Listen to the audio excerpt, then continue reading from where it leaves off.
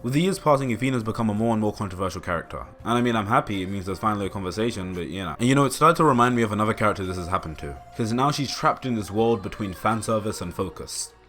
A world between love and hate. A desire to push things forward and hold things back. It really isn't anything new, and I'ma tell you why.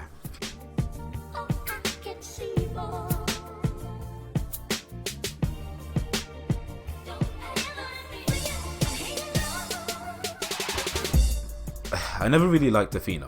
She felt like someone took Maya, gave her a bunch of quirky gimmicks and slapped her an attorney's badge and said, "Aight nigga, let's go." You know, I'm no stranger to character archetypes, you know. People accused Apollo of being a Phoenix clone for years, and then stopped at Spirit of Justice because apparently a backstory slapped onto a pre-existing personality constitutes his character. Yeah. And it's not even like it gave context clues for his character like Clay. This really just exists. But I'm getting off topic. But at the same time, not really. Apollo is the personification of the mess Ace Attorney found itself in when it really had no idea what to focus on. Whether that be from a character perspective, a narrative perspective, or even anything else really. Apollo Justice had one playable lawyer, because supposedly, Apollo was the character to carry the series moving forward. Dual Destinies had 3, and then we're asking the question, who's gonna carry the series? Having 3 playable lawyers is a brilliant marketing strategy, but when it comes to the long term, it's not wise. Because then when designing future stories, someone's gonna get shagged. And let's be real, it's not about to be Phoenix. In Dual Destinies it was Apollo, and in Spirit of Justice it was Athena. Dual Destinies was all about Athena. Spirit of Justice tried to make it all about Apollo, but we ain't gonna get into that. Now let's see, they both had a game dedicated to them, and then immediately after got shagged.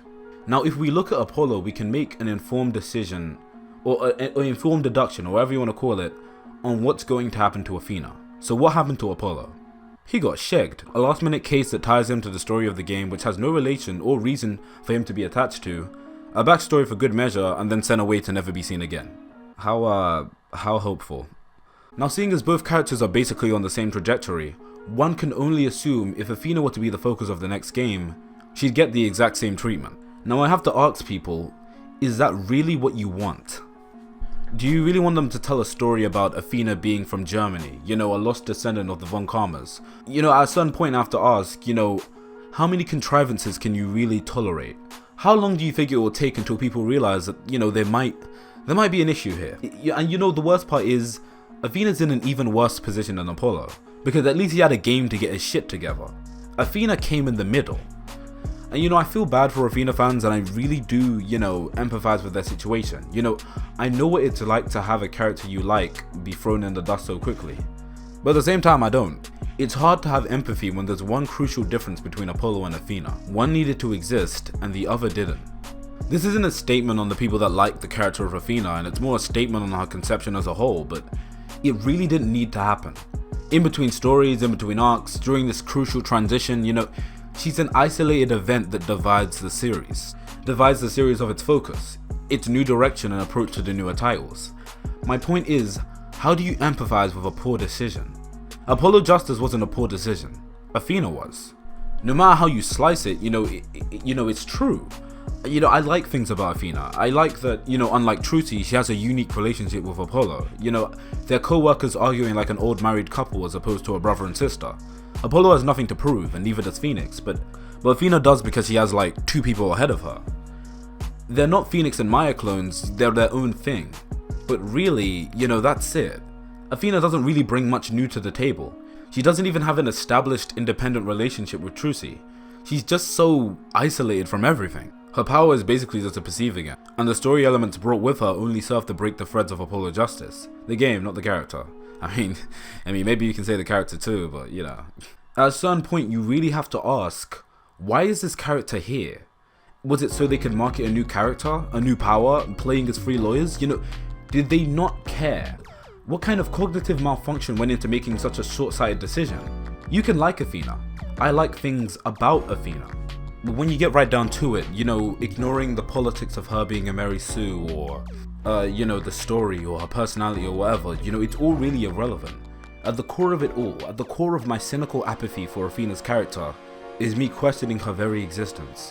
Whether you're a fan of the character or not, Athena was undeniably not a necessity for this series to move forward post Apollo Justice, and her introduction brings very little to the table and takes away a significant amount.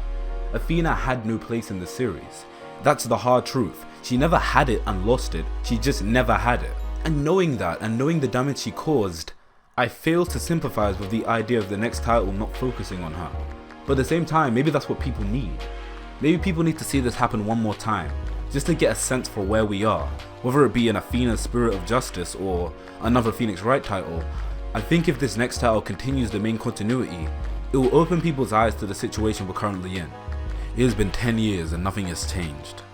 If anything, things have gotten worse. But I'm getting off topic. I'm getting too cynical. I need to have faith. I need to have faith in the new kid. Just because she has a lot to live up to doesn't mean she can't do it. It sounds familiar. She has an established trajectory. She can genuinely have some good closure. It's getting closer. She's the fresh new blood that Ace Attorney needs. She's gonna define this new era. Try it one more. Maybe instead of telling a story about the legal system, they'll construct a story about her learning to stand on her own 2 feet. Wait. Athena is the new Apollo. Now whether she'll crumble under years of misdirection, be a forgotten relic of the 3D era, or live up to her potential, I guess we'll just have to wait and see.